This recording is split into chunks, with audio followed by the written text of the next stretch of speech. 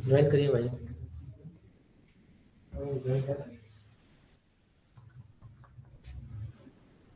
Okay, hello and good evening मेरे प्यारे बच्चों।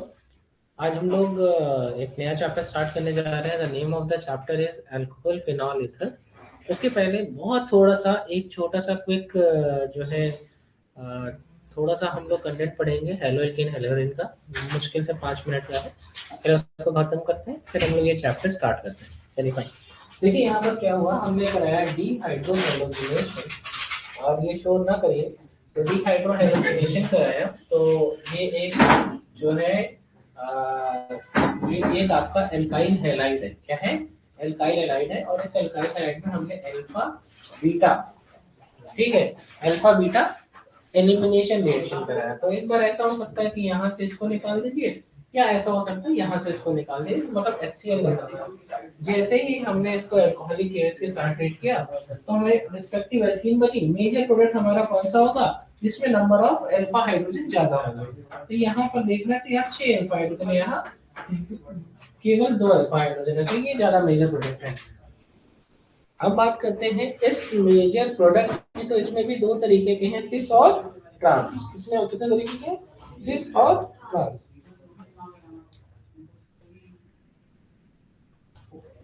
सिस और ट्रांस, ज्यादा मेजर प्रोडक्ट कौन होगा? ट्रांस। चलो ये भी समझ में आ गया। तो अब यहाँ पर बात करते हैं स्टेबिलिटी की। जब बनेगी trans to butene, sis to butene और 1 ब्यूटीन, ये भी एकदम सिंपल सी बात है। अब यहाँ पर देखिए हमने रिएक्शन है, उस रिएक्शन के लिए रिएजेंट यूज किया। तो यहाँ पर क्या हुआ, हेलोजन और कोई बेस, जिससे बेस यहाँ पर ले लिया हमने कैल्शियम हाइड्रोक्साइड। तो दोनों को मिलाया तो क्या मिला? Calcium oxy chloride. आपको पता है कैल्शियम ऑक्सी क्लोराइड किसको कहते हैं? ब्लीचिंग पाउडर को। या फिर हमने आयोडीन और NaOH ले लिया, या फिर हमने क्या लिया? आयोडीन और Na2CO3। तो हमारा क्लोरीन और NaHCl और Cl बना, NaOBr बना, NaOI बना। ठीक है ठीक है, यहाँ तक कोई दिक्कत नहीं।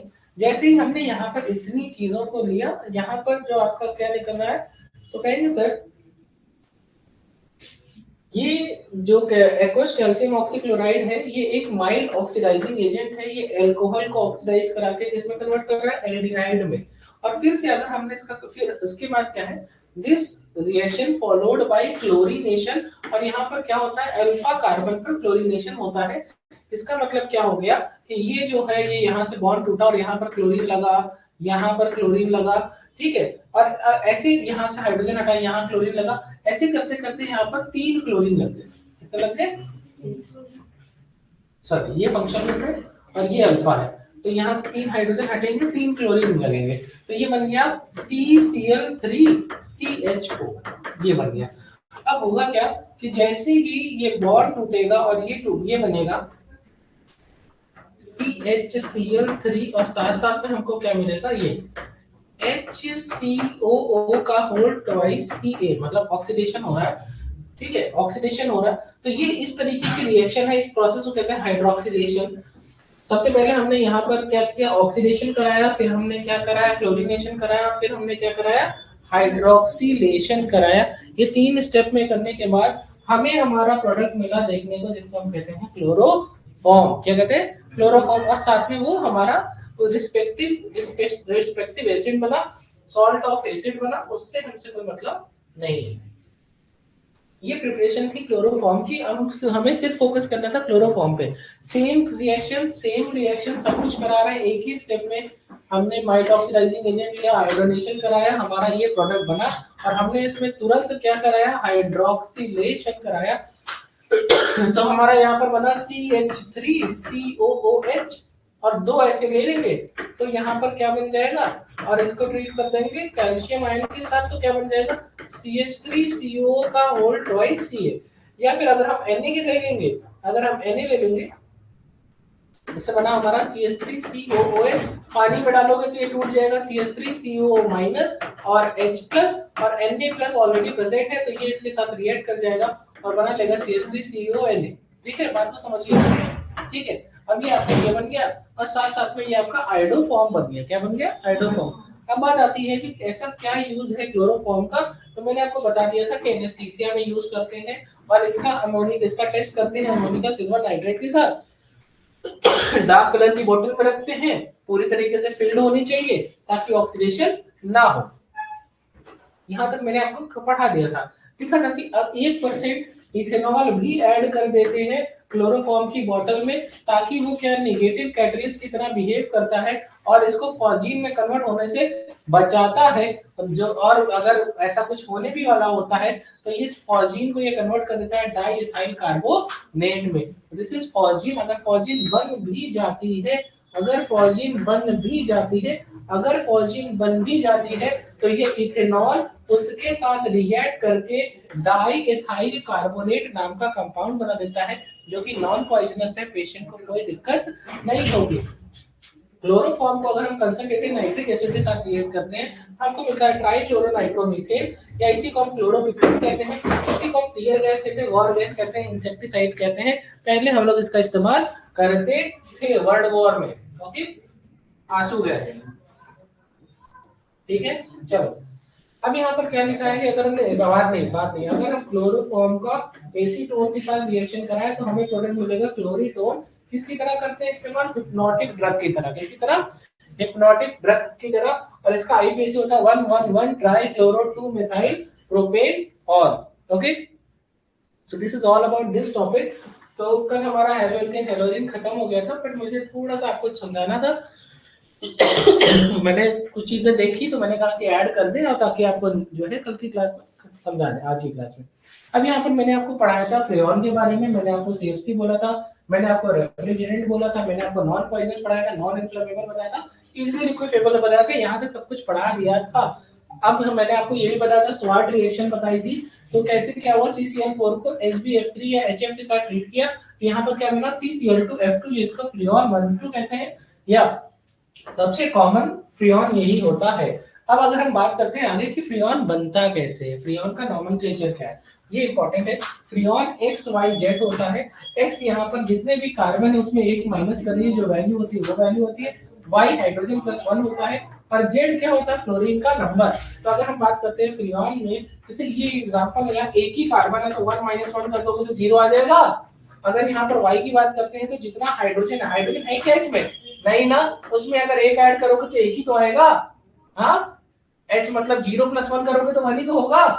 अब इसके बाद Z क्या है, फ्लोरीन की संख्या देखो, 2 फ्लोरीन है तो यहाँ इसका नाम पड़ गया फ्रीऑन 0 1 2। अगर ऐसा लिखा है C2Cl तो यहाँ इसका नाम ऐसा होगा फ्रीऑन, कितने कार्बन है, 2 - 1 दैट इज 1। ठीक है, तो यहाँ पर 1 कॉमा हाइड्रोजन कितने हैं तो कहेंगे एक भी नहीं है, फिर से 1 आ जाएगा। और फ्लोरीन कितना है, 4, तो फ्रीऑन 114। मुझे लग रहा है कि आपको आइडिया लग गया कि मैं क्या पढ़ाना चाह रहा हूं। अगर कहीं पर लिखा है CF4, अंशिका खड़ी हो जाओ, इसका आईपीसी नाम बताओ, फ्रीऑन। इसके बाद बताओ यहाँ पर क्या लिखेंगे, सबसे आगे कितने कार्बन है, एक में एक माइनस कर दोगे तो क्या आएगा, 0। ठीक है, कितने हाइड्रोजन है अंशिका? हाँ, नहीं है, तो 0 + 1 करोगे कितना आएगा। इसके बाद कितने फ्लोरीन है इसमें, तो यहाँ पर क्या नाम हो जाएगा, फ्रीऑन 014। इसका एबीसी नाम सही लिखा है, क्या लिखा है, फ्रीऑन 014। देखो यहाँ लिखा है क्या, फ्रीऑन में फ्लोरीन का होना नेसेसरी है, फ्रीऑन में फ्लोरीन का होना नेसेसरी है। ओके, लिखा है कि फ्रीऑन जो होता है वो ओजोन लेयर के लिए डिप्लीशन के लिए रिस्पॉन्सिबल है स्ट्रेटोस्फीयर में।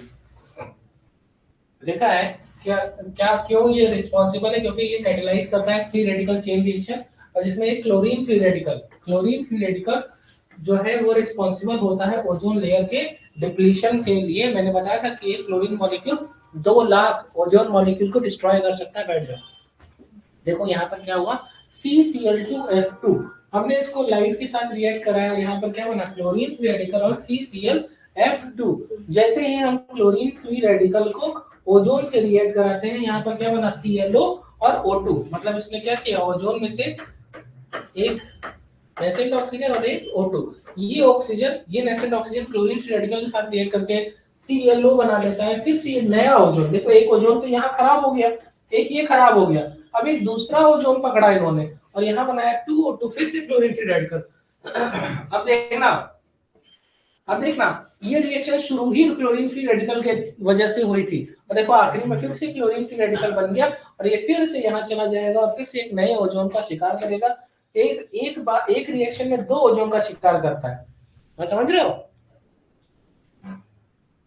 कोई बात नहीं, रीस्टार्ट होगा।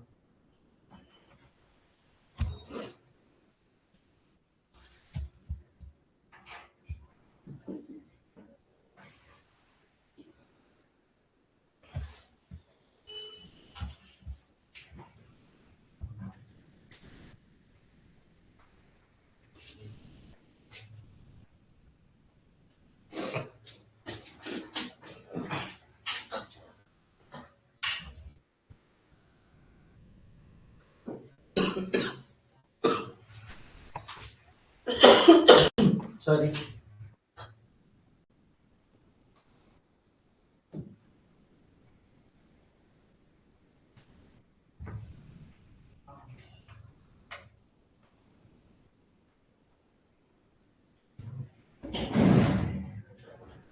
कुछ तो हो रहा है देखो।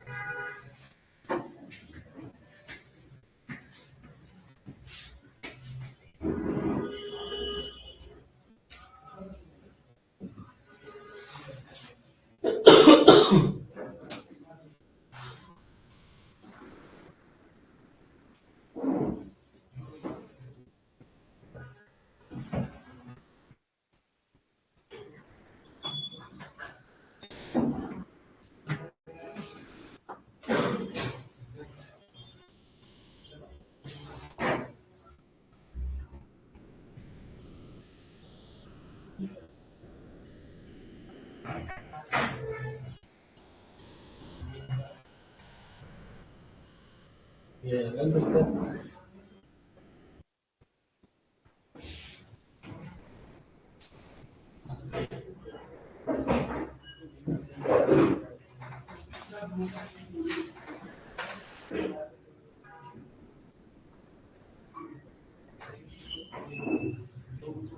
चलो अब बारी आती है, ये सिखा दिया, ये सिखा दिया, देख लो। अब बारी आती है हेलो एरीन्स की। तो सबसे पहले कॉमन है क्लोरोबेंजीन। तो हमने क्या किया, बेंजीन को concentrated nitric acid concentrated sulphuric acid के साथ ट्रीट किया, नाइट्रोनियम आयन बना, तो ये बना नाइट्रोबेंजीन। नाइट्रोबेंजीन को हम मेटल और एसिड के साथ रिएक्ट कराते हैं और ये इसका क्या करता है, रिडक्शन। तो ये सॉरी, तो तुम्हारा नाइट्रोबेंजीन किसमें कन्वर्ट होगा, एनिलीन में। जिसमें एनिलीन में, दिस इज एनिलीन।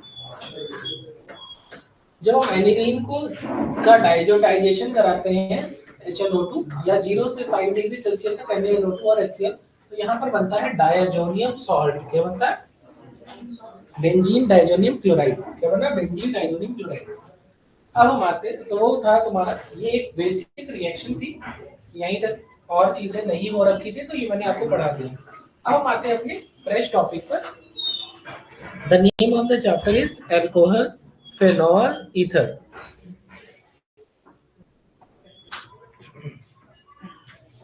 जरा देखो इसको,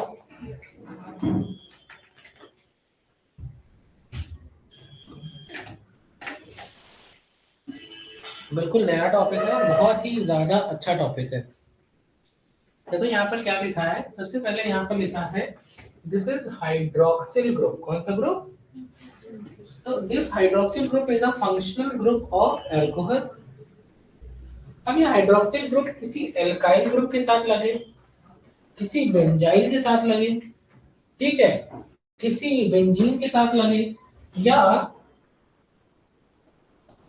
टॉल्वीन में ऑर्थोमेटा पैरा पे लगे, तो इसको कहते हैं अल्कोहल, इसको कहते हैं बेंजाइल अल्कोहल। कौन सा अल्कोहल? इसको कहते हैं फिनॉल और इसको कहते हैं क्रिसॉल। तो अगर अगर OH OH जो है अगर इस तरीके से है 1 2, तो दिस इज ऑर्थोक्रिसॉल। अगर ये यहाँ पे लग जाता मेटाक्रिसॉल, ये यहाँ लग जाता तो पैराक्रिसॉल, ठीक है। अगर डबल बॉन्डेड कार्बन से हाइड्रोक्सिल ग्रुप लग गया तो this is called as enol. क्या कहेगा?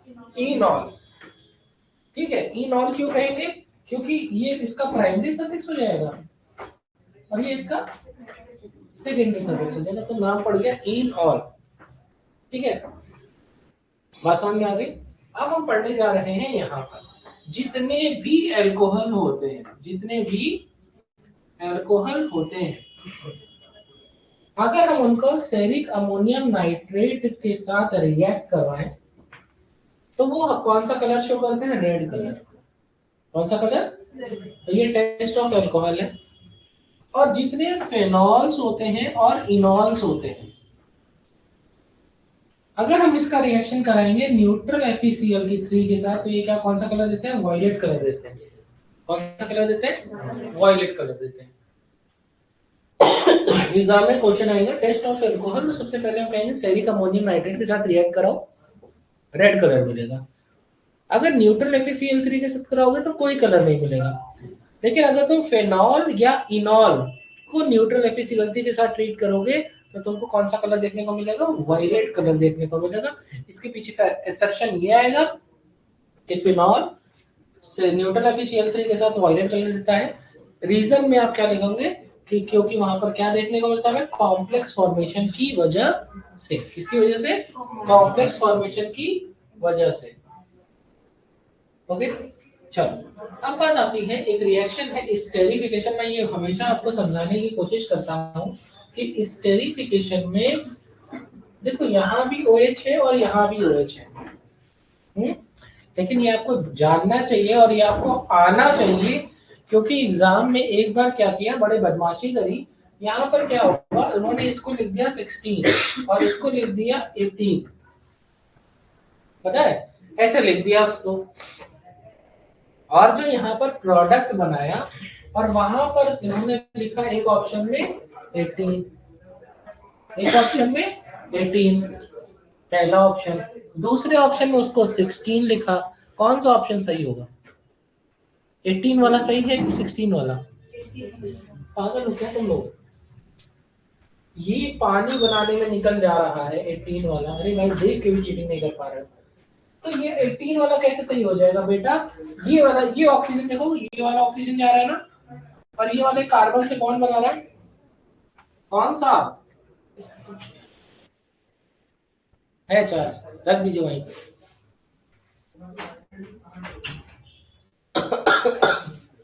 तो एक आता है ना, एक गाना था गांजा गांजा, है मतलब तुम लोग देख के भी चीटिंग नहीं कर सकते, इतने गधे हो। एकदम साफ दिख रहा है कि ये 18 वाला ऑक्सीजन पानी बनाने में निकल जा रहा है, उसके बाद में कह रहे 18। अरे मेरे भाई, मतलब तुमको कोई चीटिंग कराएगा तो उसका भी मतलब वो डाउट वही रहेगा कि ये पास होंगे कि नहीं होंगे। तो समझ में आया? तो क्या बना प्रोडक्ट हमारा? ईस्टर बना। क्या बना? ईस्टर। अब चलो फिर से समझाते हैं। तो ये बन गया ईस्टर। अब ईस्टर का जो स्मेल है वो कैसा है? फ्रूट जैसा। कैसा होता है? फ्रूट। और इस रिएक्शन का नाम क्या हो गया? स्टेरिफिकेशन। हमने क्या किया? अल्कोहल को कार्बोक्सिलिक एसिड के साथ ट्रीट किया, कॉन्सेंट्रेट में सल्फ्यूरिक एसिड के साथ ट्रीट किया, ईस्टर और वाटर बना, ठीक है। तो this is alcohol, this is ether. यहाँ पर OH बॉन्ड ब्रेक होता है, यहाँ CO बॉन्ड ब्रेक होता है। ये सब आना चाहिए। अब देखिए एग्जाम में क्वेश्चन किस तरीके से आता है। एग्जाम में इस क्वेश्चन को समझने की बात आती है। लिखा हुआ है कि एथाइल अल्कोहल, ये एग्जाम का क्वेश्चन आया हुआ है और इस क्वेश्चन को देखिए कितना अच्छा क्वेश्चन था। एथाइल अल्कोहल और फिनॉल को कैसे अलग अलग डिस्टिंग्विश किया जा सकता है, मतलब ये अल्कोहल है, ये फिनॉल है, अभी पढ़ाया था। अगर न्यूट्रल FeCl के साथ करोगे तो फिनॉल टेस्ट देगा, वायलेट कलर, अल्कोहल नहीं देगा, ठीक है। अगर तुम सेरिक अमोनियम नाइट्रेट के साथ करोगे तो ये रेड कलर देगा, सेरिक अमोनियम नाइट्रेट के साथ ये टेस्ट नहीं देगा। दो टेस्ट तो हो गए, इसके अलावा कुछ और भी टेस्ट लिखे हैं। और याद करिए हम लोगों ने हैलोफॉर्म टेस्ट या आइडोफॉर्म टेस्ट नाम का कोई टेस्ट पढ़ा था, और जिसमें जो प्राइमरी अल्कोहल होती थी और उसको मैंने बोला था एथाइल अल्कोहल। कुछ याद आया हो तो दिखाया था। अगर और कुछ होगा कीटोन वगैरह होगा तो अल्फा मिथाइल देखना चाहिए, है ना। मुझे लग रहा है कि कुछ याद आ रहा है। तो ये आपको मुझे लग रहा है याद आ गया कि यहाँ, क्योंकि यहाँ एथाइल अल्कोहल है, प्रोपाइल अल्कोहल होता तब इसका इस्तेमाल, क्योंकि प्रोपाइल के लिए है ही नहीं। तो इस एग्जाम को, मतलब एग्जाम में मोस्टली इथाइल अल्कोहल इसलिए लिख के आता है क्योंकि वो आपसे क्या पूछना चाहते हैं, आयोडोफॉर्म देखना चाहते हैं कि लड़के को आता है कि नहीं आता है। ये आ गया, ये आ गया, ये आ गया। अब बात आती है कि जो ये है, this is bromine water test. कौन सा है? अल्कोहल नहीं देता ब्रोमीन वाटर टेस्ट, लेकिन फिनॉल जो है, देखो अल्कोहल ब्रोमीन वाटर टेस्ट नहीं देता है, लेकिन फिनॉल ब्रोमीन वाटर के साथ रिएक्ट करता है और बनाता है 2,4,6 ट्राइब्रोमोफेनॉल, और इसका प्रेसिपिटेट का कलर आता है व्हाइट प्रेसिपिटेट। तो फिनॉल ब्रोमीन वाटर टेस्ट देता है, अल्कोहल ब्रोमीन वाटर टेस्ट नहीं देता है। तो ये भी हो गया। अब इसके बाद क्या है, लिखा है सोडियम मेटल। अब देखो सोडियम मेटल, ये हम लोगों ने पढ़ा है, मेटल मेटल वाला किया है क्वेश्चन, हाँ। तो वहां पे मैंने बताया था triple bonded carbon, oxygen, nitrogen, sulphur से लगी हुई हाइड्रोजन, बताया था कि नहीं? तो मुझे लग रहा है इतना तो आपको याद होगा, जिससे एसिडिक हाइड्रोजन। तो बेटा फिनॉल में भी एसिडिक हाइड्रोजन है और अल्कोहल में भी है ना। फिनॉल में भी है और अल्कोहल में भी है, तो भैया ये दोनों ही देंगे तो कैसे आइडेंटिफाई कर पाओगे? तो यहाँ पर ये टेस्ट काम नहीं आता है, दोनों ही देते हैं। एक्वा सोडियम हाइड्रोक्साइड के साथ अल्कोहल टेस्ट नहीं देता, फिनॉल टेस्ट देता है, ठीक है। एक्वा सोडियम हाइड्रोक्साइड के साथ अल्कोहल टेस्ट नहीं देता, कौन देता है? फिनॉल। आप लोगों को पता है मेरे गले में थ्रोट इन्फेक्शन हो रखा है, उसके बावजूद मैं बोल बोल के आप लोगों को पढ़ा रहा हूँ, तो रात में बहुत दर्द होता है मुझे, 2-3 एंटीबायोटिक खाने के बाद पढ़ाता हूँ। हाँ अरे नहीं बेटा, तुम्हारा तो फायदा है, तुम्हारा कोई नुकसान नहीं। ना करे जनाब, ना करे। चलो, दिस इज मोनोहाइड्रिक अल्कोहल का मतलब क्या है कि एक हाइड्रोक्सिल ग्रुप है, तो प्राइमरी अल्कोहल हो सकता है, सेकेंडरी कार्बन पे लगा है टर्शरी। हर बात तुम लोग इतना दिमाग खराब करते देते हैं, इस बार साफ सुथरा बनाया है कि देखो सेकेंडरी कार्बन पर लगी alcohol secondary alcohol, primary carbon पर लगी alcohol primary alcohol, tertiary carbon पर लगी अल्कोहल टर्शरी अल्कोहल, ठीक है। अब यहाँ पर आते हैं कि ऐसा कौन सा मेथड है जिससे हम प्राइमरी, सेकेंडरी और टर्शरी अल्कोहल को डिस्टिंग्विश कर सकते हैं।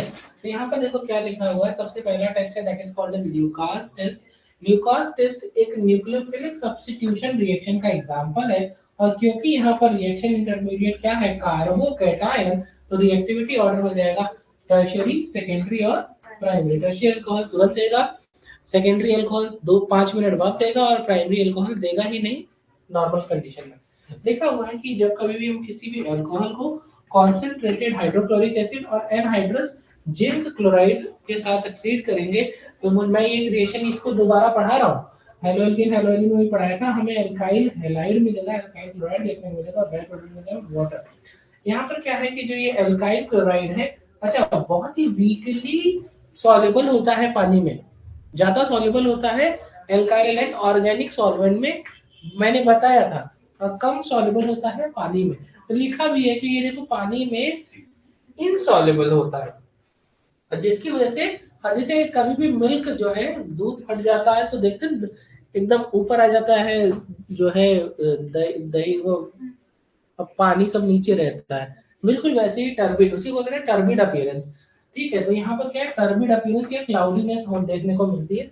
अब अगर वो एल्कोहल टर्शियरी एल्कोहल होगी तो टर्बिडिटी तुरंत के तुरंत आ जाएगी। अगर वो अल्कोहल सेकेंडरी होगी तो 5 मिनट के बाद टर्बिडिटी देखने को मिलेगी। और अगर वो प्राइमरी होगी तो नॉर्मल रूम टेम्परेचर पर तो टर्बिडिटी देखने को नहीं मिलेगी, लेकिन अगर तुम हीट वीट करोगे तो हो सकता है कि थोड़ी मोड़ी टर्बिडिटी आ जाए। तो लिखा है कि it may appear on heating. Okay, बात समझ में आ गई। नॉर्मल कंडीशन में तो पहला और दूसरा दे देंगे।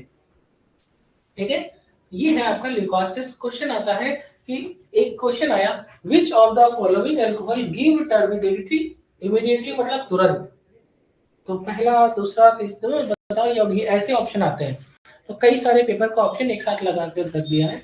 अब आप समझिए कि यहाँ पर इमीडिएटली टर्बिडिटी कौन देगा, टर्शियरी अल्कोहल कौन देगा, और इसमें टर्शियरी अल्कोहल पहचानो। तो एग्जाम में क्वेश्चन ऐसे आता है, इथाइल अल्कोहल 2 प्रोपेनॉल, ये बन के आता है। अब यहाँ पर देखते हैं, तो ये वाली ये प्राइम ये CH3 CH2OH, तो ये प्राइमरी अल्कोहल, तो ये कौन सी अल्कोहल, प्राइमरी।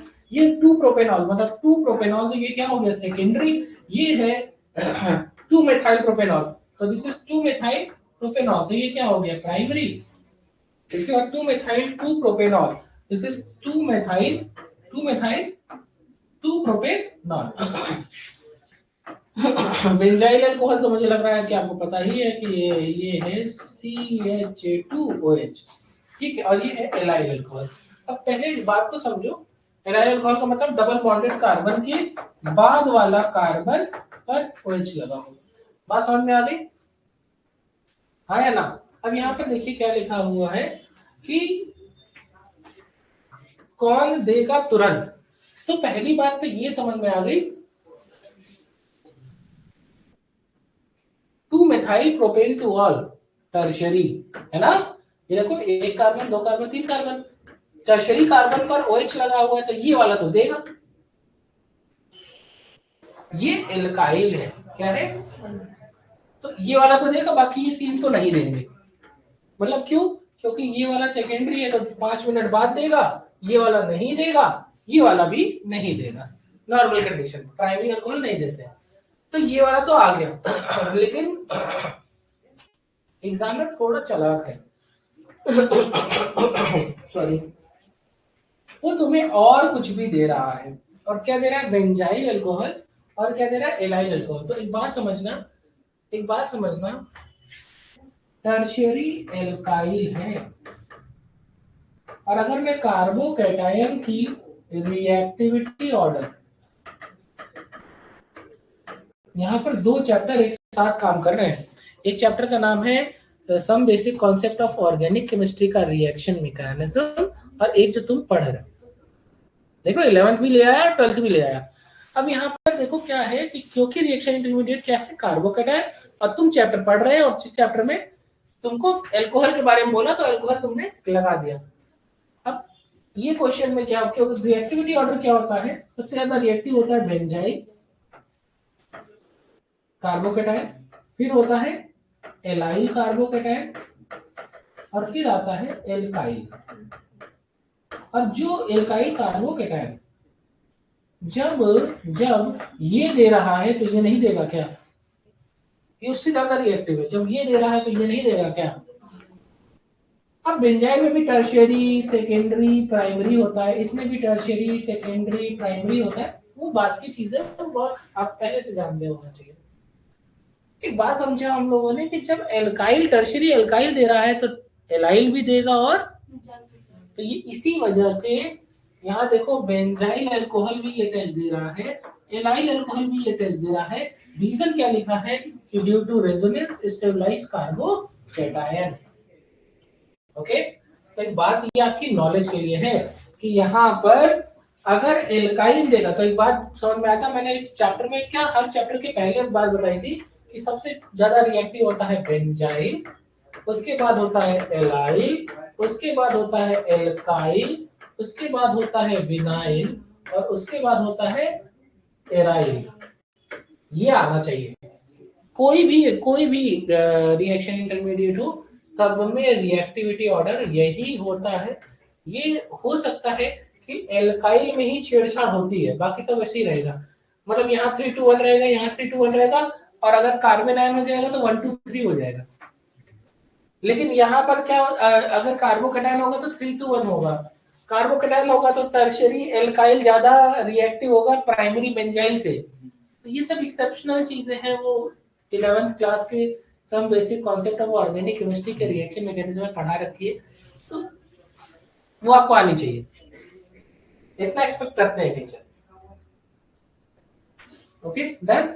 चलो अब नया आया, that is called as Victor Meyer test. अच्छा, RBW बोलते हैं हम लोग, RBC भी बोलते थे।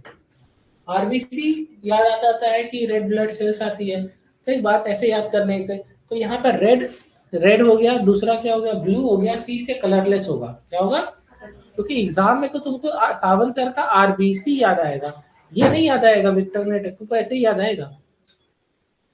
तो RBC क्या, RBC मतलब रेड ब्लू और कलरलेस, रेड ब्लू और कलरलेस। तो यहाँ पर क्या लिखा है कि अगर प्राइमरी एल्कोहल होगा तो कौन सा कलर देगा, रेड कलर, अगर सेकेंडरी होगा तो ब्लू कलर, और अगर टर्शरी होगा तो कोई कलर, ये मतलब ये वो टेस्ट ही नहीं देगा। उसमें क्या था, ल्यूकास में टर्शरी टेस्ट दे रहा था, सेकेंडरी दे रहा था, प्राइमरी नहीं दे रहा था। यहाँ पर प्राइमरी दे रहा है, सेकेंडरी दे रहा है, टर्शरी नहीं दे रहा है। अब मेरी बात को समझो कि रेड कलर क्यों आता है, due to formation of salt of nitrolic acid. Secondary का कलर जो है क्यों आता है, ब्लू कलर क्यों आता है, due to formation of salt of pseudonitrole, due to formation of pseudonitrole. अब बात आती है प्राइमरी, प्राइमरी रिएक्शन ही नहीं देता है, ठीक है। चलो, हाँ, टर्शियरी रिएक्शन ही नहीं देता है, प्राइमरी रेड देगा, सेकेंडरी ब्लू देगा, और वो तो रीजन क्या है, सॉल्ट ऑफ नाइट्रोलिक एसिड, स्यूडोनाइट्रॉल, और वहां पर क्या आता है कि भैया कोई टेस्ट नहीं होता है। अभी देखो, ये मैं समझाना चाह रहा था कि क्या कैसे बनता है और क्यों टर्शियरी नहीं देता है, क्यों प्राइमरी देता है, क्यों सेकेंडरी देता है, जरा सीखो। अब इसे, ये है तुम्हारा प्राइमरी एल्कोहल। सबसे पहले हम आयोडीन और रेड फास्फोरस के साथ रिएक्ट कराए, हमको क्या मिला, एल्काइल आयोडाइन। क्या मिला, एल्काइल आयोडाइड। मतलब ये आपको देखते ही समझ में आ रहा है, न्यूक्लियोफिलिक सब्स्टिट्यूशन रिएक्शन है, यहाँ से आयोडाइड आयन निकल रहा है और यहाँ पर लग रहा है, ये हट जा रहा है, तो एल्काइल आयोडाइड बना। हमने इसको ट्रीट कराया AgNO2 के साथ। जैसे ही हमने AgNO2 के साथ रिएक्शन कराया, फिर से ये आयोडाइड आयन हटा और यहाँ पर क्या, कौन सा ग्रुप लग गया, नाइट्रो ग्रुप लग गया। तो इसके बाद फिर हमने इसको ट्रीट कराया नाइट्रस एसिड HNO2 से। किससे कराया, HNO2, HNO2। इसको लिखते इस तरीके से है OHNO, क्योंकि यहां से OH निकाल देंगे। अब यहाँ पर क्या हुआ कि यहाँ से OH निकाला और यहाँ से H2 निकाला, ठीक है, यहाँ से हाइड्रोजन निकाल, ऑक्सीजन निकालेंगे। ये देखो, यहाँ से निकाला OH और यहाँ से निकाला H2। अब यहाँ पर क्या बना, एक H निकालेंगे, एक OH और H। तो यहाँ से मतलब तुमको ऐसा दिख रहा है, पानी निकल गया, तो बचा RCH और एक NO2 है, और यहाँ से एक NO, ठीक है, यहाँ पर आकर के लग जाएगा। बात समझ आ गया। And this is called as nitrolic acid. क्या कहते हैं, और जैसे ही हम इसको बेस के, एसिड को बेस के साथ रिएक्ट कराओगे तो सॉल्ट बनेगा, सॉल्ट ऑफ नाइट्रोलिक एसिड हमें देखने को मिलता है। क्या देखने को मिला, salt of nitrolic acid. Okay, तो इस पूरे कहानी में, इस पूरी राम कथा में तुमको ये समझ में आया कि अगर तुमको प्राइमरी अल्कोहल मिल जाए तो कुछ नहीं करना, RCH एक जगह NO लगाना और एक जगह NO2 लगाना, बस तुम्हारा प्रोडक्ट बन गया। और इसके साथ बाद में क्या, जब बेस के साथ रिएक्ट करो ना, तो सॉल्ट ऑफ नाइट्रोलिक एसिड बोल देना, ठीक है। चलो, यहाँ तो तुमको समझ में आ गया। अब बात करते हैं अगले की। अगेन कोई बात नहीं, यहाँ तक कोई दिक्कत नहीं, यहाँ से ये हटेगा और यहाँ पर क्या कर लग जाएगा, आयोडीन। यहाँ तक का क्लियर हो गया फंडा। फिर हमने AgNO2 के साथ रिएक्ट कराया, फिर से इसके पास हाइड्रोजन है ना निकलने के लिए, देख लो, हाइड्रोजन है निकलने के लिए, और वहां से आया HONO, तो यहाँ से हाइड्रोजन निकल गया। और यहाँ पर आकर के NO लग गया। तो देखो यहाँ पर बिल्कुल वैसा ही हुआ जो मैंने आपको बताया, मतलब CNO और NO। ठीक है, यहाँ तक कोई दिक्कत नहीं। इसको कहते हैं स्यूडोनाइट्रोल। क्या कहते हैं? क्या कहते हैं? स्यूडोनाइट्रोल। जो हमारा प्रोडक्ट बना वो क्या बना? स्यूडोनाइट्रोल। चलो अब इसके बाद हमने लिया टर्शरी अल्कोहल। जरा इस कार्बन पे नजर रखना, इसके पास निकालने के लिए हाइड्रोजन है नहीं है। इसके पास क्या नहीं है? हाइड्रोजन है नहीं, बाकी सब है, हाइड्रोजन नहीं है। इसका मतलब रिएक्शन आगे चल के फंसने वाली है इस जगह पर।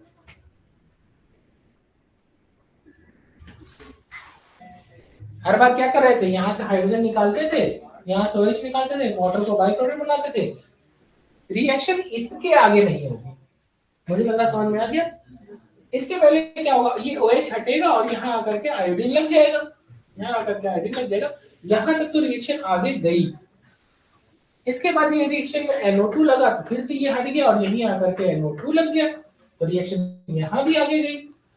लेकिन इसके आगे क्योंकि अल्फा हाइड्रोजन नहीं है तो रिएक्शन बात समझ में आ गई। क्यों टर्शियरी अल्कोहल ये टेस्ट नहीं देता है? मुझे लग रहा है रीजन आपको समझ में आ गया। आपके एग्जाम में ऐसे बोर्ड्स में लिख के आएगा, पूरी ऐसी रिएक्शन लिखी रहेगी, आपको पता करना पड़ेगा। यहाँ पे लास्ट में लिखा रहेगा नो रिएक्शन, आपको बताना होगा क्यों नो रिएक्शन हुई या क्यों ये टेस्ट नहीं दिया। आपको ये बताना पड़ेगा क्योंकि इसके पास अल्फा हाइड्रोजन है इसलिए ये टेस्ट नहीं हुआ। बात समझ में आ गई। ये एग्जाम के लिए इंपॉर्टेंट है। अगला है, अगली बात क्या लिखी हुई है यहाँ पर, क्या लिखा हुआ है कि डिहाइड्रोजिनेशन टेस्ट, मतलब दो हाइड्रोजन निकलना है और आपको पता है तो हमने कौन सा इस रिएक्शन को कहते हैं। अच्छा, कहीं से हाइड्रोजन निकलता है या कहीं पर हाइड्रोजन ऑक्सीजन जुड़ता है, दोनों ही कहलाता है ऑक्सीडेशन। हाइड्रोजन का निकलना, ऑक्सीजन का जुड़ना इज ऑक्सीडेशन। यहाँ पर ऑक्सीडेशन हाइड्रोजन के निकलने की वजह से हो रहा है।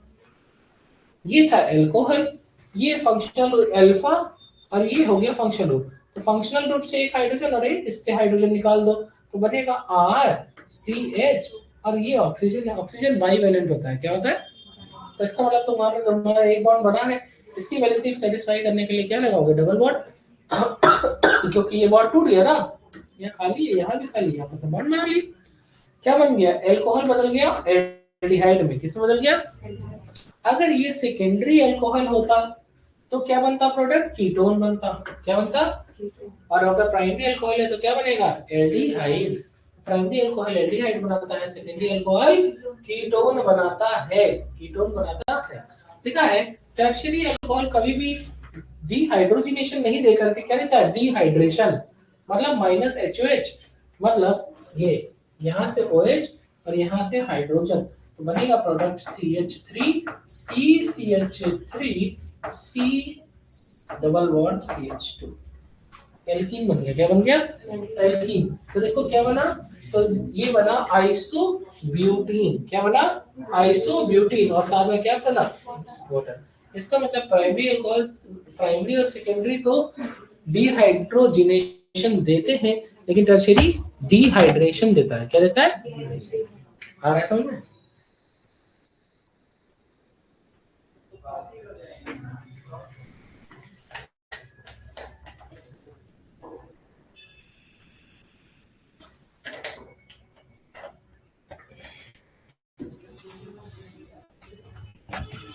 ओके,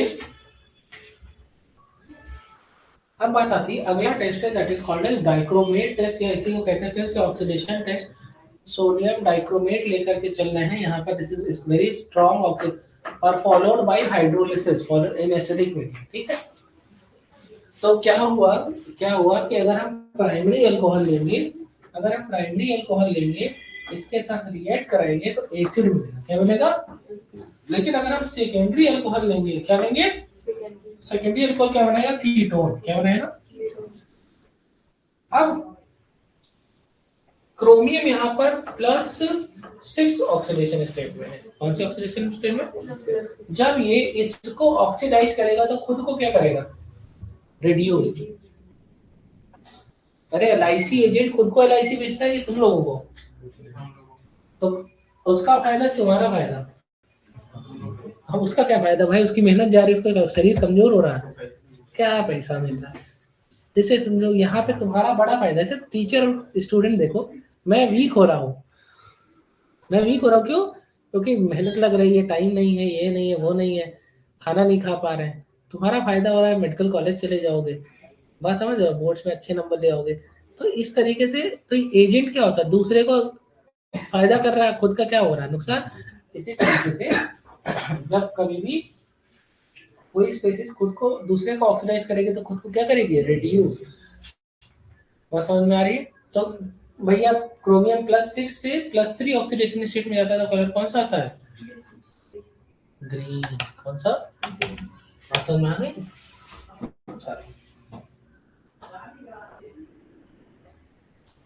टर्शियरी अल्कोहल ये टेस्ट नहीं देती है। तो एक बात समझ में आया कि एसिड, कीटोन और no reaction. Primary alcohol acid बनाती है, सेकेंडरी अल्कोहल कीटोन बनाती है, टर्शियरी अल्कोहल कोई टेस्ट नहीं देती है, रिएक्शन नहीं देती है।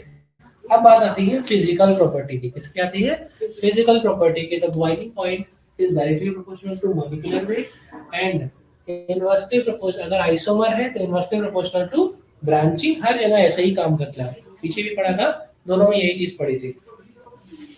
अब यहाँ पर बात आ रही है कि बॉइलिंग पॉइंट का। तो देखो इसका मॉलिक्यूलर वेट ज्यादा, 4 कार्बन है, 3 कार्बन है, 2 कार्बन है, 1 कार्बन, जाहिर सी बात है इसका मॉलिक्यूलर वेट ज्यादा, इसका कम, उससे कम, उससे कम। तो ये बहुत बेसिक है। अब बात करते हैं बॉइलिंग पॉइंट का ऑर्डर। मैं पूरे मतलब ऑर्गेनिक केमिस्ट्री को एक जगह पर लेके आया हूँ आपके लिए। सबसे ज्यादा एसिड, एल्कोहल, एल्डिहाइड, कीटोन और हाइड्रोकार्बन। अगर मैं एसिड की बात करता हूँ तो क्यों सबसे ज्यादा बॉइलिंग पॉइंट एसिड का होता है, क्योंकि वहां पर डाइमर फॉर्मेशन देखने को मिलता है। अल्कोहल का क्यों होता है, क्योंकि पानी के साथ हाइड्रोजन बॉन्ड बनाता है, डाइपोल डाइपोल इंटरेक्शन कराता है इस वजह से। और ईथर क्या होता है, वीकली पोलर होता है। और हाइड्रोकार्बन में वाटर और फोर्स ऑफ अट्रैक्शन देखने को मिलता है, इसलिए सबसे कम बॉइलिंग पॉइंट हमें किसका देखने को मिलता है, हाइड्रोकार्बन का। पेट्रोल पेट्रोल इसी के तो मिलते हैं। हाँ, तो देखो ना इतने ज्यादा इन्फ्लेमेबल क्यों होते हैं, क्योंकि उनका बॉइलिंग पॉइंट बहुत कम होता है। Okay, done. चलो, अब बात आती है सॉल्युबिलिटी। तो कह रहे हैं कि जो लोअर अल्कोहल है, क्योंकि इसमें कार्बन की संख्या कम है, तो वो कंप्लीटली सॉल्युबल होते हैं पानी में। क्योंकि वहां पर हमें क्या देखते हैं, वो पानी के साथ क्या बनाते हैं, हाइड्रोजन बॉन्ड। लेकिन जो हायर अल्कोहल होता है, जैसे जैसे लिखा है कि जैसे जैसे क्या राइटिंग है मेरी, सुंदर राइटिंग है ना। तो कह रहे हैं कि जैसे जैसे मॉलिक्यूलर वेट बढ़ता है, कभी कभी लगता है कि वो होना चाहिए, शायर यार होना चाहिए, लिखने वाले लेखक। तो कह रहे हैं कि जैसे जैसे मॉलिक्यूलर वेट बढ़ता है, तो जैसे जैसे मॉलिक्यूलर वेट बढ़ता है, नॉन पोलर एल्काइल ग्रुप जो है वो डोमिनेट होने लगते हैं। क्योंकि देखो इसमें ये वाला पार्ट पोलर होता है, ये वाला पार्ट नॉन पोलर। जैसे तो मॉलिक्यूलर वेट बढ़ेगा, नॉन पोलर का कैरेक्टर ज्यादा डोमिनेट हो जाएगा। अब तो हाइड्रोजन बॉन्डिंग की जो टेंडेंसी है वो घटने लगेगी, पानी के साथ सॉल्युबिलिटी क्या होगी, घटने लगेगी। अब यहाँ पर क्या लिखा है, solubility is inversely proportional to molecular weight. Methyl alcohol, ethyl alcohol, propyl alcohol और ब्यूटाइल अल्कोहल। इसके पहले तुमने बॉइलिंग पॉइंट का उल्टा ऑर्डर पढ़ा था, और मेल्टिंग सॉल्युबिलिटी का ऑर्डर क्या है, इस तरफ से इस तरफ है। अगर बॉइलिंग पॉइंट का होगा तो इधर से इधर होता। ठीक है, बात समझ में आ रही है? अब यहाँ पर लिखा है कि जनरल फॉर्मूला हम बात करते हैं तो जनरल फॉर्मूला होता है that is CnH2n plus 2O, that is alcohol and ether. तो यहाँ पर बात आती है ब्यूटाइल अल्कोहल की या ब्यूटेनॉल की। मतलब ब्यूटाइल अल्कोहल बोलिए ज्यादा अच्छा है, क्योंकि कई तरीके के अल्कोहल मिलेंगे। हो सकता है नॉर्मल ब्यूटेनॉल हो सकता है, आइसोब्यूटेनॉल मतलब आइसोब्यूटाइल अल्कोहल हो सकता है ना, नियो हो सकता है। क्या हो गया बेटा तुम्हारे हाथ में, उल्टा नस काट ली? हाँ? क्या हो गया, काहे, पेपर के प्रेशर में बीमार पड़ गई? अच्छा, अभी ठीक हो? क्या हो गया, क्या तबीयत किस, क्या हो रहा है, क्यों ड्रिप चढ़ रही है? इन्फेक्शन। अच्छा, देखो इन्फेक्शन तुम्हें भी यहाँ भी हो रहा है।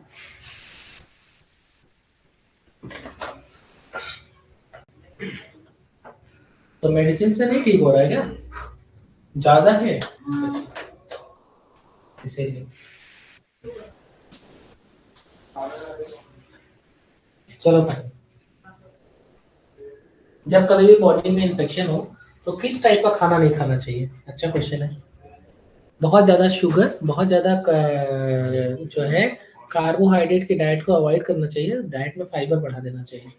शुगर या ये चीज़ें इस चीज़ को और बढ़ाती हैं इन्फेक्शन को। और कभी भी तुमने देखा होगा कि ओरल कैंसर के जितने भी मरीज होते हैं उनको शुगर डाइट मना की जाती है, क्योंकि जो होता क्या है कि शुगर एग्री बहुत ही इजीली जो है डाइजेस्टेबल वो होता है, कह सकते हो कि मेटाबोलाइट होता है, और वो इन चीज़ों को एग्रीवेट कराता है। और इन्फेक्शन में और क्या करना चाहिए, ज़्यादा से ज़्यादा पानी पीना चाहिए। ठीक है, हाइड्रेटेड रहना बहुत ज़रूरी होता है, जो कि ठंडी में हो नहीं पाता है।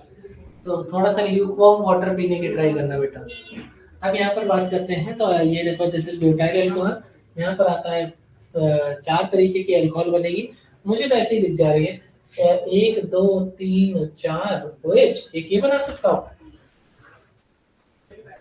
एक ये बना सकता हूँ, 1 2 3 4 OH, दूसरा ये बना सकता हूँ, तीसरा ये बना सकता हूँ, 1 2 3 4 OH, ये भी बना सकता हूँ। ठीक है, अब ये भी प्राइमरी है, ये भी प्राइमरी, 2 प्राइमरी बन गई, एक सेकेंडरी बन गई, और अब एक टर्शरी भी बना देता हूँ, 1 2 3 4 और OH। चलो, तो इसका नाम क्या है, आइसोब्यूटाइल अल्कोहल। देखते जाना, normal butyl alcohol, isobutyl alcohol, secondary alcohol, और जो है टर्शरी अल्कोहल, है ना। किस तरीके से नाम हमने बना दिए, यहाँ देखो बना हुआ हमारे लोगों के लिए। ईथर कैसे बनेंगे, तो 1 2 ऑक्सीजन, 1 2, एक ये बन गया, 1 2 3 ऑक्सीजन, 1 2 3 ऑक्सीजन, और ये है ना, 3 3 ईथर बन गए। तो आपस में वही चेन आइसोमर, हाँ ये सब समझ सकते हो। और ये कोई भी अल्कोहल, कोई भी ईथर, आपस में कौन सा आइसोमर, फंक्शनल ग्रुप बदल गया, यहाँ OH फंक्शनल ग्रुप है, यहाँ पे ऐसा फंक्शनल ग्रुप है, तो ये क्या है, फंक्शनल आइसोमर क्या है। लेकिन अल्कोहल आपस में, जैसे ये वाले को देखो, तो ये दोनों में IUPAC नाम ही बदल गया, रूट वर्ड बदल गया, ये दोनों चेन आइसोमर है, और ये दोनों पोजीशन आइसोमर है, और ये फिर से चेन आइसोमर है, ये दोनों आपस में चेन आइसोमर है। तो ये सब आना चाहिए, इतना तो कॉमन सेंस होना चाहिए। चेन आइसोमर में क्या बदल जाएगा, रूट वर्ड, पोजीशन में क्या बदल जाएगी, पोजीशन फंक्शन ग्रुप की, है ना। और फंक्शनल आइसोमर में क्या बदल जाएगा, फंक्शनल ग्रुप, क्या बदल जाएगा, फंक्शन होती है। ये देखो ये है 5 कार्बन का अल्कोहल, तो दिस इज पेंटाइल अल्कोहल। और देखते हैं 8 तरीके की अल्कोहल बनेगी, 6 तरीके की, इधर टोटल 14 स्ट्रक्चरल आइसोमर बनेंगे। कितना बनेंगे, 14 स्टार। आप अपनी एनसीईआरटी में देखिएगा, ये क्वेश्चन दिया हुआ है, एनसीईआरटी में सेम लिखा है। तो 4 तरीके की प्राइमरी, 3 तरीके की सेकेंडरी, और 1 तरीके की टर्शरी अल्कोहल बनेगी। किसी को नहीं आता तो बना करके सिखा सकते हैं। एक बार ये हो गया, एक गिनते जाना, दूसरे बार क्या कर सकते हो, 1 2 3 4, यहाँ लगाओ 5, और यहाँ लगाओ OH, देखते जाना। एक बार और क्या करो, 1 2 3 4, यहाँ लगाओ कार्बन, यहाँ लगाओ OH। ठीक है, तो एक ये हो गए। इसके अलावा क्या कर सकते हो, 1 2 3 4 5, और यहाँ लगाओ OH। ये सब प्राइमरी हो गई, देख रहे हो। तो ये सब आता कैसे, कहीं सावन सर याद करके बैठे, याद करके नहीं बैठे, बस मॉलिक्यूलर रीअरेंजमेंट करते हैं, IUPAC लिखते हैं, आंसर सही आ जाता है। ओके, तो इस तरीके से किया जाता है। सेकेंडरी कर सकते हो, टर्शरी कर सकते हो, ये सब तुम लोग खुद बना सकते हो। टर्शरी का क्या होगा, 1 2 3 4, ये और ये हो गया कुछ, हो गया ना टर्शरी। तो इस तरीके से कर सकते हो, ये सब कॉमन चीज है। यहाँ पर बात करते हैं अब स्ट्रक्चर की, किसकी बात करते हैं, स्ट्रक्चर की। अब यहाँ पर क्या लिखा है, अगर मैं बात करता हूँ अल्कोहल की, तो यहाँ पर एक सिग्मा बॉन्ड, 2 सिग्मा बॉन्ड, हाँ, एक lone pair, 2 lone pair, 2 bond pair, 2 lone pair, मतलब हाइड्रोजन क्या हो जाएगी, sp3, क्या हो जाएगी, sp3। लेकिन इसका जो शेप है वो कैसा होगा, V शेप या बेंड शेप। इसका बॉन्ड एंगल 120 डिग्री से कम होगा, और वो होगा 108 डिग्री के आसपास। ये सब एग्जाम के क्वेश्चन है। जब मैं बात करता हूँ ईथर की, तो ईथर में भी 2 bond pair, 2 lone pair, sp3 hybridization, 2 sigma, 2 lone pair. ये देखो यहाँ लिखा हुआ है 111 डिग्री बॉन्ड एंगल होगा, अल्कोहल से ज्यादा बॉन्ड एंगल है। रीजन क्या है? दोनों एल्काइल ग्रुप है और यहाँ पर आपस में क्या है, स्टेरिक इंडेक्स, मतलब सेम स्पेसीज एक दूसरे को रिपेल करती हैं, ज्यादा से ज्यादा दूरी पर रहना चाहती हैं। ये प्रियंका चोपड़ा है और ये बाजीराव मस्तानी की दीपिका पादुकोण है। यहाँ पर ये है आपके रणवीर सिंह। ये देखो बॉन्ड एंगल पड़ गया है ना। चलो अब इसे ये समझिए यहाँ पर क्या था, ये दीपिका हो, ये प्रियंका होती है, प्रियंका की सासू माँ होती है, ये रणवीर सिंह होते, थोड़ा सा डिस्टेंस रहता है बहू और सास में।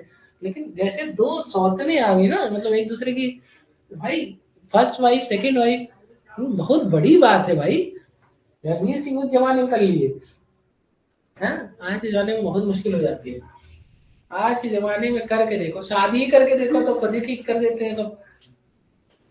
आज के लड़के बहुत दहशत में है, बहुत ज्यादा दहशत में, और लड़कों से ज्यादा लड़कों के माँ बाप दहशत में है। भैया किससे कर रहे हो, पता कर लो। अरेंज मैरिज सक्सेस नहीं हो रही, लव मैरिज सक्सेस नहीं हो रही, क्या करे आदमी? शादी करना है, वंश भी चलाना है, रिस्क बहुत बड़ा हो गया। अब आदमी सोचा थोड़ा बूढ़े हो जाए तब शादी करे, कम से कम जिंदगी जी ले। एक लोग गए थे पहाड़ घूमने, वहीं से उनको ढकेल दी। हाँ, बाद पता चला, मतलब ऐसी सिचुएशन में तुम मत ढकेलो तो तुमको घुमाने ले गया। अरे एक हमारे अंकल थे, बहुत ही अच्छी फैमिली है, बहुत ही अच्छा घर, लड़का बैंक में मैनेजर, लड़की की शादी हुई, लड़की को 1 महीने घुमाने ले गया, मतलब 1 महीना पूरा घूम घाम के आए। उसके बाद लड़की को किसी बात पर ऐसे कुछ, उसकी दोस्त आई, उसको कुछ बताई, और बस उसके बाद वो दूसरे ऊपर बारिश हो रही थी, दूसरे दिन वो गई उसमें नहाने वाने, तो उसका हस्बैंड खाली नीचे से ये बोला कि बारिश में भीग जाओगी, वैसे ही कमजोर है और बीमार पड़ जाओगी, ऐसा कुछ बोला बस उसने। भाई वो आई और पंखे से लटक के उसने सुसाइड कर लिया। पूरा घर नप गया, समझे, पूरा घर। क्योंकि उस लड़की के घर वालों ने डाउरी का केस लगा दिया और उन्होंने कुछ नहीं दिया बेचारों ने। उसके बाद भी लड़का 2 साल जेल रहा, किसी वजह से, कोई रीजन नहीं। अब जाकर के वो थोड़ा सा मतलब फिर निकला, जॉब भी चली गई, जबकि केनरा बैंक में बैंक मैनेजर था, फिर वापस से जॉब मिल गई, ऐसा नहीं है कि नहीं मिली, क्योंकि जब उस तरीके का कुछ किया ही नहीं था तो ऐसे कोई सबूत नहीं मिला। लेकिन सोचो उसकी 2 साल की जिंदगी खराब हो गई, उसके मतलब लाइफस्टाइल। लड़के के पापा का पेट्रोल पंप चल रहा है, लड़के के फादर खुद सीएमओ है, मेडिकल, खुद लड़के के फादर सीएमओ है, लड़की की मम्मी, मतलब एकदम अंधा पैसे वाली फैमिली।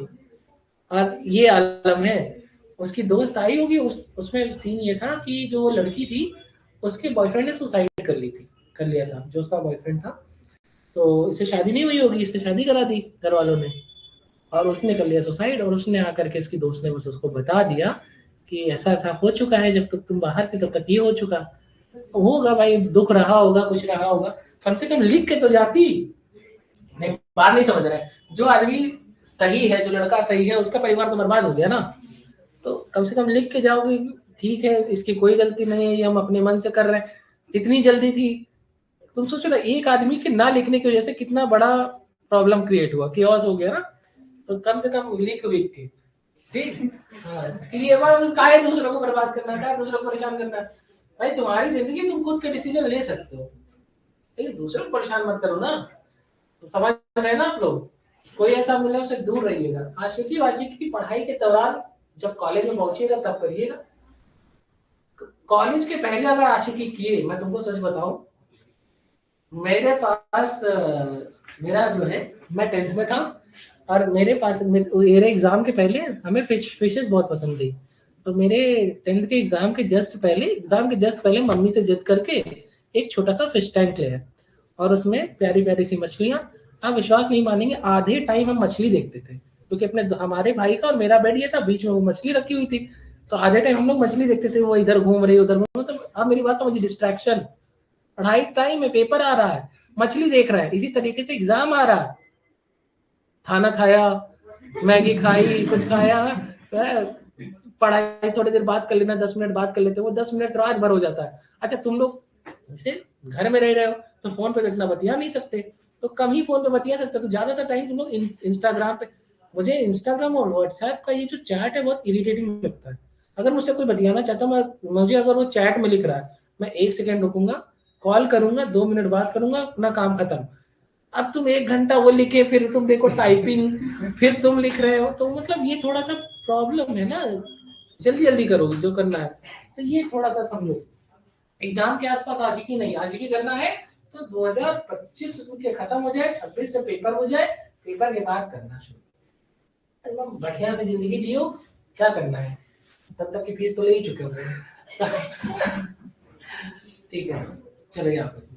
हाँ, अब यहाँ पर क्या लिखा है कि due to steric repulsion between bulky alkyl group, ये यहाँ पर हमें देखने को मिलता है। जब मैं बात करता हूँ फिनॉल की, फिनॉल में हाइब्रिडाइजेशन sp2 ही होता है। कार्बन ऑक्सीजन का जो बॉन्ड लेंथ होता है वो 136 पिकोमीटर के आसपास होता है। यहाँ पर क्या लिखा है कि अल्कोहल और ईथर में कार्बन ऑक्सीजन का बॉन्ड लेंथ 141 पिकोमीटर के आसपास होता है, जबकि इसमें बॉन्ड लेंथ घट गया क्योंकि यहाँ पर कॉन्जुगेशन है, लोन पेयर पाई बॉन्ड का कॉन्जुगेशन है, तो यहाँ पर डबल बॉन्ड आ सकता है, तो कभी ये डबल हो सकता है, कभी ये सिंगल हो सकता है, कभी ये सिंगल हो सकता है, कभी ये डबल हो सकता है, तो बॉन्ड लेंथ घटेगा। तो अच्छा, डबल बॉन्ड का बॉन्ड लेंथ होता है 1.33 एंगस्ट्रॉम, और ये कितना है 1.36, मतलब डबल और सिंगल के बीच की सिचुएशन है, डबल सिंगल के बीच की सिचुएशन है। अब बात आती है रिएक्शन, किस किस तरीके की रिएक्शन ये लोग दे सकते हैं। तो ऐसा हो सकता है अल्कोहल में 2 तरीके के बॉन्ड या क्लीवेज हो सकता है। एक होता है कि OH बॉन्ड ब्रेक हो सकता है, और एक हो सकता है अगर ये बॉन्ड टूटेगा तो R प्लस और OH माइनस टूटेगा, और अगर ये टूटेगा तो RO माइनस और H प्लस टूटेगा। समझ रहे ना, एक बार ये हो सकता है और एक बार ये हो सकता है। अच्छा, आखिरी में ही डिस्ट्रैक्शन होता है, याद रखिएगा। क्यों आखिरी में होता है? क्योंकि प्रेशर खूब बढ़ रहा होता है, वो वाला काम खत्म नहीं हो रहा होता है, दिमाग को चाहिए स्टेबिलिटी, तो दिमाग तुमको ये पता है क्या कहेगा, अरे अभी तो मैं तुम्हें बताऊं, ये बहुत ही खतरनाक साइकिल है, और इस साइकिल को अगर आप फॉलो कर रहे हैं तो आप बर्बाद हो जाएंगे। तो वो कहता है मैं तुम्हें बर्बाद करना चाहता हूँ, मैं बर्बाद होना चाहता हूँ। वो कहते ना पिक्चर में कहती मैं तुम्हें बर्बाद कर दूंगा, तो कहता मैं बर्बाद होना चाहता हूँ। तो ये बात समझो, यहाँ पर एक साइकिल तुम लोगों को समझाते हैं, दिमाग किस तरीके से, दिमाग बहुत कैलकुलेशन पे काम करता है। अब इसे क्या है कि दिमाग ये कहेगा, समझो मैं तुम्हें एक एग्जांपल दे रहा हूँ कि मान लो केमिस्ट्री में 30 चैप्टर हैं और तुम्हारे पास बचे हैं 60 दिन। दिमाग क्या कहेगा, ऐसा करते हैं, तुम तो इतने तेज हो, एक दिन में 2 दिन में एक चैप्टर खत्म कर लोगे, मतलब 60 दिन में तुम 30 चैप्टर तैयार कर लो। एक दिन मतलब एक एग्जाम्पल बता रहे हैं। तो अभी जैसे मान लो कि तुम्हारे 15 चैप्टर है सिर्फ 12th के, तो दिमाग कहेगा तुम इतने तेज हो, तुम 4 दिन में एक चैप्टर कर सकते हो। अब जिस दिन तुम करने बैठोगे ना, उस दिन क्या कहेगा, अभी थोड़ा आराम कर लो, अभी तो 3 दिन और है, तुम 3 दिन में कर लोगे, आज थोड़ा सा चलो घुमाते हैं। तो वो 4 दिन की बजाय 3 दिन हुआ, थोड़ा सा मेहनत कर लेना, तुमने थोड़ा 2 पेज खोला, उसके बाद कहेगा यार थक गए हैं, ऐसा करते हैं कल पढ़ेंगे, अभी तो 3 दिन है। तो वो धीरे धीरे वो टारगेट लूज हो जाएगा। अब दिमाग कहेगा ऐसा करो तुम 2 दिन में, ऐसे करते करते क्या होगा कि यार हो तो तुम तेज, तुम अगर तुम्हारे जैसा इंसान जो है वो 3 दिन में एक चैप्टर खत्म कर सकता है, क्योंकि तुमने 4 दिन गवा दिया। अब तुम्हारे पास बचे धीरे ऐसे ऐसे बेवकूफी करते करते 60 दिन की जगह 45 दिन बचेगा। दिमाग कहेगा अरे यार सुपर ब्रिलियंट, तुमसे ज्यादा तेज तो कोई है ही नहीं, तुम ऐसा करो तुम 60 दिन में तुम नहीं, तुम 45 दिन में ही कर लोगे। अब तुम 4 दिन की जगह 3 दिन में सोचोगे कि 3 दिन में एक, 3 दिन में एक, 3 दिन में खत्म कर लेंगे। फिर कहेगा दिमाग यार ऐसा है, मासी के यहाँ भी जाना था, उनके यहाँ भी वो भी काम जरूरी है, मम्मी कही सब्जी लाना वो भी जरूरी है, हाँ घूमना भी जरूरी है, सेहत पे भी ध्यान रखना है, 8 घंटे की नींद भी लेनी है। अब तुम समझो कंस्ट्रेन हो रहा है ना, क्योंकि दिमाग ये कह रहा है कि 8 घंटे नहीं सोओगे तो बीमार पड़ जाओगे, और तुम तो तेज हो ही। तो अब धीरे धीरे वो 30 दिन, वो 30 दिन, 15 दिन तुम्हारा और खाएगा, तो वो तुमको लगेगा 30 दिन में। भाई साहब 30 दिन में जब वो तुमको लाएगा तो तुम खुद प्रेशर में रहोगे, वो भी प्रेशर में रहेगा, कहेगा यार ज्यादा बेवकूफ नहीं बन पाएगा, ऐसा है इसको बोलते हैं एक दिन में एक कर लेगा। तुम 30 दिन में 30 करने लगोगे, रटोगे, पढ़ोगे, फ्रस्ट्रेट होगे, इधर उधर होगे, फिर डिस्ट्रैक्ट होगे, क्योंकि 2-3 दिन करने के बाद तुम दिमाग एकदम थक जाएगा, इतनी नॉलेज एक साथ कहाँ घुसेड़ेगा। तुम तेज हो 15 दिन में करोगे, तो समझो दिमाग कितना तुमको रिस्क में ले आता है। आपका दिमाग, अगर तुम अपने आप को ये नहीं बताओगे कि तुम बहुत बड़े मूर्ख हो, तुम बहुत बड़े बेवकूफ इंसान हो, तुमको तो 60 दिन में नहीं करने वाले हो। तुम अपने दिमाग को बताओ भैया हम खुद गधे हैं, हम नहीं कर पाएंगे, हमको बेवकूफ मत बनाओ। और यहाँ के बाद 15 दिन में लाने के बाद वो लाएगा लास्ट में तुमको 5 दिन या 4 दिन में, और तुमसे करवाएगा 30 दिन का काम। खूब सारा तुम्हारे दिमाग में एड्रेनलिन रिलीज करेगा, फाइट और फ्लाइट हार्मोन। खूब ज्यादा तुम्हारे दिमाग में एड्रेनलिन नॉन एड्रेनलिन का राइज अप होगा। तुमको 2-2 3 दिन नींद ही नहीं आएगी, तुम काम करते जाओगे, तुम पढ़ोगे फिर पढ़ोगे फिर पढ़ोगे, तुमको लगेगा यार इतने हम तेज थे, अगर हम 2 महीने पहले इतना पढ़ लिए तो तुम टॉप कर रहे होते। तो तुम 2-3 दिन को देखते हो और फिर जज करते हो कि तुम नहीं कर सकते, क्योंकि इतना एड्रेनलिन रश नहीं हो सकता किसी दिनों में। वहीं से प्रॉब्लम शुरू होती है। एग्जाम में जाते हो उल्टी करके चले आते हो, एग्जामिनर तरस खा के पासिंग मार्क्स दे देता है, कहते तुमको ये लगता है कि 70% आ गए, पढ़े होते तो 90 ले आते। बाबू 60 दिन पढ़ते तब भी नहीं ले आ पाते। वो 60 दिन वाला था नहीं, 70 से 71 करने में तुमको उतना ही दूर पढ़ाई, 72 मतलब उसके बाद 1-1% राइज करने में एग्जाम में तरस खा के 2 नंबर देते, फेल ना हो जाए। तुम लोग धमकी देते हो ना पेरेंट को, मर जाएंगे, उल्टी आ रही, चक्कर आ रहा, बेहोश हो जाएंगे, तो एग्जामिनर के ऊपर भी प्रेशर है कि इसको पास करो। ठीक है, तो बात समझो कि ये जो इस रश के चक्कर मत पड़ो, टाइम दो पढ़ाई को, खाना पीना खाओ, पढ़ाई करो, पढ़ाई करने के बाद नहीं मन करे सो जाओ, फिर उठो, खाना खाओ, पढ़ाई करो, सो जाओ। फोन या तो ऐप डिलीट करो, सिंपल नियम है, ऐप डिलीट करो। जितने भी तुम कांटेक्ट वाले ऐप हैं, इंस्टा, व्हाट्सएप, इनकी कोई तुमको कोई पीपीटी नोट चाहिए, मम्मी का फोन में डाल दो, या किसी, मतलब एक बात बता रहे हैं, जितना ज्यादा करीब एग्जाम उतने कम ऐप। अब तो यूट्यूब को भी वो करने का आ गया है कि आप उसको डिसेबल कर सकते हो। यूट्यूब पे कई सारे ऐप आप डिसेबल कर सकते हो। ऐसी कोई भी चीज जो तुमको एक दिन में टॉपर बनाए उसको बंद करो। वो दिखाएगा कुछ दिन में आने लगा होगा कि 1 महीने में कैसे एग्जाम टॉप करें। तो ये सब के चक्कर में पड़ो, क्योंकि वो खुद नहीं टॉप कर पाए, यूट्यूबर बने।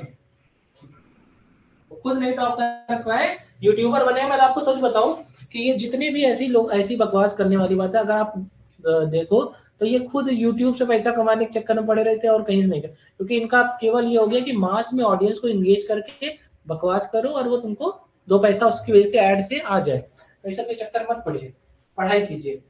ठीक है, अब यहाँ पर आते हैं। सबसे पहले आप पढ़ने जा रहे हैं प्रिपरेशन ऑफ एल्कोहल। देखिएगा, ये जानते रहिए कौन कौन सी रिएक्शन आपके एग्जाम के लिए इंपॉर्टेंट है। सबसे पहली है हाइड्रेशन, दूसरी है हाइड्रोबोरेशन, तीसरी है रिडक्शन या हाइड्रोजिनेशन ऑफ कार्बोनिल कंपाउंड, चौथी है ग्रिग्नार्ड रिएजेंट के साथ। ठीक है, अब यहाँ पर समझिए कि मैं आपको सिखा दे रहा हूँ एक एक करके सारी चीजें। देखिए हो क्या रहा है, हाइड्रेशन का मतलब क्या है कि हमने कोई एल्कीन ली, क्या ली, कोई एल्कीन ली, इसका बॉन्ड तोड़ा, यहाँ पर H+ अगर ऐड किया तो यहाँ पर OH- ऐड कर दिया। बात समझ रहे हैं? तो ये हो गया आपका commercial method preparation of alcohol. तो एल्कीन का हम क्या कराते हैं, हाइड्रेशन कराते हैं, और हमको क्या देखने को मिलता है, एल्कोहल। देखो इस तरीके से। अब यहाँ पर क्या है,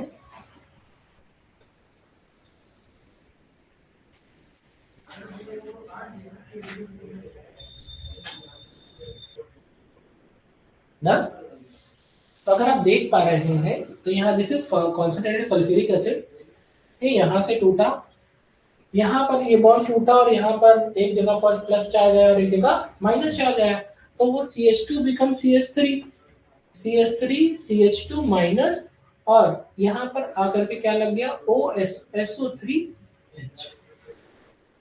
तो आपका प्रोडक्ट ये बन गया। आपको एग्जाम में ये सब लिखने की जरूरत नहीं, आप सीधे एग्जाम में ये लिखोगे और एक स्टेप में ये रिएक्शन लिख दोगे बस। मतलब दिस इज यहाँ पर एसिडिक मीडियम है फॉलोड बाय हाइड्रोलिसिस। इसके बाद क्या होगा कि यहाँ पर यहाँ ये बॉन्ड टूटेगा, यहाँ H+ आकर के ऐड होगा और यहाँ पर OH आकर के ऐड होगा, तो प्रोडक्ट बनेगा CH3 CH2 OH, और ये बन गया सल्फ्यूरिक एसिड। ठीक है, तो हम आपको सिखा दे रहे हैं कि कभी एग्जाम में ऐसा आएगा तो कुछ करने की जरूरत नहीं है, आपको सिर्फ ये एल्कीन है, यहाँ पे बॉन्ड तोड़ना है, यहाँ H लगाना है, यहाँ OH लगाना है, आपको सीधे बन गया प्रोडक्ट। सिंगल स्टेप में करके दिखा दिया यहाँ पर H+ का मतलब होता है acidic medium that is sulphuric acid and followed by hydrolysis. ये रिएक्शन 2 स्टेप में है, मैं आपको एक ही स्टेप में प्रोडक्ट लिख करके दिखा दिया हूँ। अब यहाँ पर इसको समझिए, यहाँ पर प्रोडक्ट बना दैट इज प्राइमरी अल्कोहल, और ये जो इथेनॉल है इसको ग्रेन अल्कोहल भी कहते हैं। अभी देखो रिएक्शन की मैकेनिज्म कैसे ये रिएक्शन हुई, ये भी एग्जाम में आती है, इसलिए मैं आपको समझा रहा हूँ। ये एग्जाम में आती है, बोर्ड्स में तो आता है मैकेनिज्म सॉल्व करने के लिए। तो यहाँ पर सबसे पहले क्या होता है, प्रोटोनेशन। क्या होता है, प्रोटोनेशन। तो प्रोटोनेशन में एल्कीन क्या बनती है, ये बॉन्ड टूटेगा तो इसके ऊपर पार्शियल पॉजिटिव चार्ज डेवलप होगा, रिएक्शन इंटरमीडिएट, इसको क्या कहते हैं, कार्बोकैटायन। क्या कहते हैं, कार्बोकैटायन। तो यहाँ पर ये बना, क्या बना, कार्बोकैटायन। अच्छा, कह रहे हैं पॉजिटिव चार्ज डेवलप हो रहा है। इस रिएक्शन को कराने के लिए, इस रिएक्शन में लिखा क्या है कि दिस रिएक्शन, मतलब ये कार्बोकैटायन बनाने के लिए हमको H3O+ मतलब H+ और HOH ये साथ में लाना पड़ा, क्योंकि यहाँ पर अटैकिंग रिएजेंट क्या है, H+ दैट इज इलेक्ट्रोफाइल। क्या है, तो रिएक्शन कहलाएगी इलेक्ट्रोफिलिक सब्स्टिट्यूशन। ठीक है, या आप कह सकते हो इलेक्ट्रोफिलिक एडिशन रिएक्शन करा सकते हो। क्या कह सकते हो, इलेक्ट्रोफिलिक एडिशन रिएक्शन कह सकते हो। ठीक है, चलो अब दूसरे स्टेप में क्या होता है, दैट इज पहले स्टेप में इलेक्ट्रोफिलिक एडिशन हुआ, दूसरे स्टेप में न्यूक्लियोफिलिक अटैक हुआ। और यहाँ पर क्या हो रहा है कि मुझे लग रहा है कि आपको ये खुद ही समझ में आ रहा है कि ये टूट रहा है H+ और OH- में। ये OH- यहाँ पर कार्बोकैटायन के ऊपर जाकर के लग रहा है और आपका प्रोडक्ट बन गया कोई अल्कोहल, रिस्पेक्टिव अल्कोहल। बात समझ में आ रही है, क्या बन गया, न्यूक्लियोफिलिक अटैक के बाद ये क्या बन गया, रिस्पेक्टिव अल्कोहल। अब बात आती है step 3, this is called as deprotonation. अब इसको समझना, इसको समझाने की क्या जरूरत पड़ी है, जो H+ पहले ऐड हुआ था वो H+ अब यहाँ से हट रहा है और वहां पर जाकर के क्या लग रहा है, H लग रहा है। तो यहाँ पर क्या हो रहा है, वापस से H3O+ बन गया। क्या बन गया, और सबसे पहले H3O+ ही आया था और आखिरी में क्या हो गया, H3O+ निकल रहा है। अब लिखा हुआ ये तो बात थी एक नॉर्मल एल्कीन की, और ये सब अगर एल्कीन अनसिमेट्रिकल है, जैसे ये प्रोपीन है, क्या है, प्रोपीन, तो यहाँ पर क्योंकि रिएक्शन इंटरमीडिएट कार्बोकैटायन है, तो ये वाला कार्बन सेकेंडरी है, ये वाला कहां पर ज्यादा रिएक्टिव बनेगा, तो कहेंगे सेकेंडरी। तो पॉजिटिव चार्ज कहाँ होना चाहिए, इसके ऊपर, तो यहाँ पर आकर के हाइड्रोजन लग जाना चाहिए। तो ये बनना ये चाहिए CH3CH+CH3, है ना। देखो ये बना भी हुई है, और क्योंकि यहाँ पर प्लस है तो आगे चल के जो OH- आएगा वो कहाँ आएगा, यही आएगा। तो ये प्रोडक्ट बनेगा CH3 CHOH और CH3। ये आपका मेजर प्रोडक्ट बना, क्या बना। अच्छा, ये रिएक्शन कहीं और हम लोगों ने पढ़ा था, पहले बिल्कुल पढ़ा था मार्कोनिकॉव रूल पढ़ते समय, आखिरी में मैंने वहां पर OH लगाया था, इसके पहले क्लोरीन लगाता था, ब्रोमीन लगाता था, आखिरी में एक जगह दिखाया था हेलोल्केन में। वही चीज यहाँ पे देखने को मिल रही है कि अनसिमेट्रिकल एल्कीन में जो एडिशन रिएक्शन है वो मार्कोनिकॉव रूल के अकॉर्डिंग होती है, क्योंकि यहाँ पर रिएक्शन इंटरमीडिएट कार्बोकैटायन होता, तो मेरा हाइड्रोक्सिल वहां लगा जहां हाइड्रोजन कम था, मेरा हाइड्रोक्सिल वहां लगा जहां हाइड्रोजन कम था। बात समझ में आ रही है, बात समझ में आ रही है। अब यहाँ पर देखिए क्या है कि जो यहाँ क्योंकि रिएक्शन इंटरमीडिएट कार्बोकैटायन है, तो यहाँ पर दो चीज देखने को मिल सकती है, मॉलिक्यूलर रीअरेंजमेंट देखने को मिल सकती है। मॉलिक्यूलर रीअरेंजमेंट कराने के लिए मेथाइल शिफ्ट और हाइड्राइड शिफ्ट हम कराते हैं। बात समझ में आ रही है। तो मुझे लग रहा है कि हम लोग धीरे धीरे इस चैप्टर को समझते हुए आगे बढ़ रहे हैं। यहाँ तक जरूर जाकर के नोट्स बनाइएगा। ये एक एल्कीन है, ये देखिए हमने सब कुछ कराया मार्कोनिकॉव रूल के साथ, प्रोडक्ट देखा वही बनेगा, सेकेंडरी अल्कोहल। देखो बना कि नहीं, सेकेंडरी प्रोपाइल अल्कोहल या प्रोपेन टू ऑल या सेकेंडरी अल्कोहल बना। सिंपल, मतलब को हमें इतने सब करने की जरूरत नहीं है, ऐसे बॉन्ड को तोड़ना, यहाँ लगाना OH, यहाँ लगाना H, देखो यही प्रोडक्ट बना है। ये सब इतना टाइम हो तो लिखना, नहीं हो तो आप कम से कम आंसर तो सही लिखने की जरूरत है ना। इसका आंसर क्या होगा, इसका आंसर क्या नहीं होगा, तो कहेंगे यहाँ लगाओ OH, यहाँ लगाओ H, यही प्रोडक्ट बनेगा, देख लेना। देख लो बना कि नहीं बना। ठीक है, कह रहे हैं कि इस मेथड का इस्तेमाल सेकेंडरी और टर्शियरी अल्कोहल को बनाने के लिए किया जाता है। ये मेथड प्राइमरी अल्कोहल एथेनॉल को छोड़ करके बाकी के लिए यूजफुल नहीं है। कुछ कॉमर्शियली इंपॉर्टेंट अल्कोहल जैसे मिथेनॉल और इथेनॉल। ठीक है, चलो ठीक है, यहाँ से नेक्स्ट क्लास में पढ़ेंगे। Okay, thank you.